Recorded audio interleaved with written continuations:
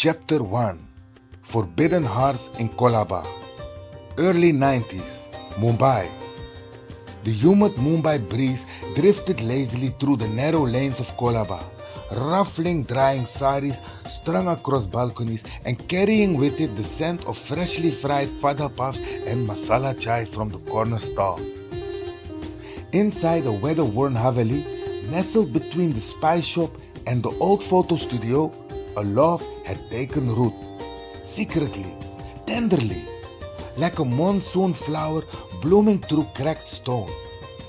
Diljeet Malhotra adjusted the collar of his half-sleeve shirt, stained slightly with chutney from the samosa he had shared earlier with his best friend and neighbor Paresh. He was 24, lean and strong, with hair that curled at the edges from the sea air. His eyes were the kind that lingered too long, soft, serious, searching. But today they were impatient. Across the lane, behind the jolly-covered window, Raghni Deshmukh pressed her fingers against the glass, her breath fogging a small circle as she peeked out. Her dupatta was draped loosely over her shoulders, and her bangles clinked quietly every time she moved. She was 22, graceful, with a dimple that surfaced only when she smiled, which was often, though only for Diljeet. Their families had been enemies since before they were born. The Deshmukhs and Malhotras had once co-owned a textile mill, until a legal battle, a mysterious fire, and enough bad blood to fill the Arabian Sea tore them apart. What remained now were whispered insults at local mandirs, bitter glances in the bazaar, and strict orders never to speak across the wall that divided their two homes. But fate, stubborn as ever, had other plans. Their first conversation had happened during Ganesh Chaturthi, where Raghni's sari got caught in the Malhotra's gate while she was sneaking out for extra prasad. Diljeet had helped untangle it, their fingers brushing. Words had followed, then letters, passed via Paresh under the guise of delivering milk or borrowed mirchi powder.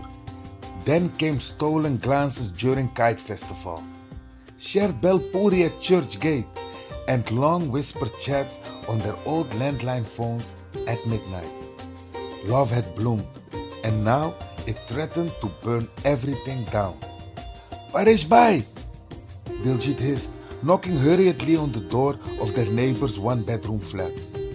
Paresh, or as everyone called him, Chachu, though he wasn't anyone's real uncle, opened the door in his banyan and check lungi, one side tucked awkwardly into his waistband. A mouthful of besan laddu puffed his cheeks as he looked at the boy he had practically raised like a son. Ayo, you again? Can't a man eat in peace without playing messenger for two hormonally challenged teenagers? He grumbled, but his eyes twinkled. What happened now? You two want me to fake a train derailment so you can elope to Bhutan? She's being married off, Diljeet said, his voice flat. Paresh swallowed hard. Are, what? She told me this morning. Her parents met Ravikant, some rich builder fellow from Dadar. Must be in his 40s. Paresh bhai, bald, evil. He made his money demolishing chawls and building shopping complexes. Ugh, real estate devils, Paresh muttered. They're worse than cockroaches after a flood. And bald too? Poor girl. They say he has 3 bungalows and a Mercedes. Great, so we can drive her to hell in comfort. They stood in silence for a moment, the chaos of Mumbai traffic humming in the background. Then Paresh closed the door behind him and slapped Diljeet's shoulder. Okay, time for serious talk. First, chai. Second, plan. Third, escape. In the cramped kitchen, he poured them steaming glasses of kadak chai, extra ginger, and handed over a plate of freshly made batata vadas. Fuel, he said. Diljeet ate absently.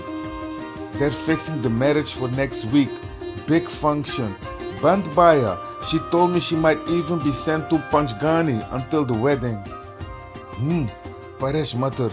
They're going to lock her up and throw away the key. We have to do something, anything. I'd rather die than see her married off to that Ravikant. Don't say such things, Paresh yelled. You know I'm sensitive. I get chest pains when I hear romantic tragedies. I'm serious, and I'm old, with piles and a dodgy back. But fine, listen. He paused, lowering his voice. We fake your death. Diljeet blinked. What? Paresh leaned forward, eyes gleaming like a man half his age. Yes, full on film style. You both vanish. Leave a letter each. Maybe some blood on your clothes. Fall off the rocks at Bandra Fort. Tragic lovers swallowed by the sea. Let your families cry for a week or two. Then, boom, you two are alive. In Puri. You start a small general store, sell Maggie, potato chips, and live happily ever after. Diljeet stared at him. And who will help us do this all? Who else? Me, Paresh, retired stage actor, certified madman. I'll drive the truck, paint the blood, write the letters, you just get the girl. He slapped his chest dramatically, then winced. Oh, chest pain again. Too much emotions. Despite everything, Diljeet laughed. Outside, the city moved on. Rickshaws honking, sellers yelling prices of raw mangoes and papayas, radio playing Kumar Sanu's heartbreak anthem from someone's balcony, but inside that cramped kitchen, with its cracked tiles and smell of haldi and masala, a wild plan was being born. Later that night, under the soft glow of halogen street lamps, Raghni met Diljeet on the back stairs of Paresh's home. She wore a plain green salwar kameez, her eyes red from crying. I can't marry him, Diljeet. He looked at me like I was something to buy. You won't. We're leaving, with Paresh by his help. She looked at him, hesitant, and then we go to Puri, open a shop, we live freely, together. She smiled then, the dimple making a fleeting appearance. And what if the crocodiles find us first? He grinned. Then I'll feed them Ravikant. She giggled, despite everything. They didn't know yet that destiny, though sometimes cruel, also loves the bold. And the chutney lovers.